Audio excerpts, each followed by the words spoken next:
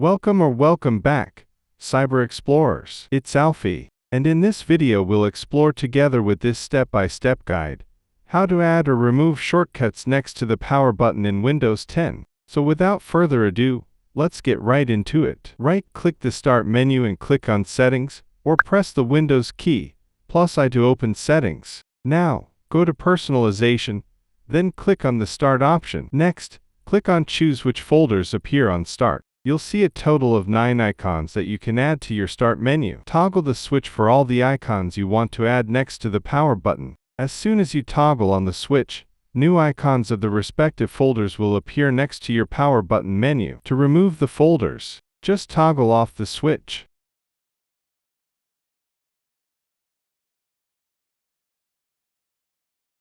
And that's it for today. If you found this video helpful, please give it a thumbs up, consider subscribing, and don't forget to activate the notification bell so you won't miss out on any new uploads. Thank you for watching, and I can't wait to share more with you. So, until next time, see you later.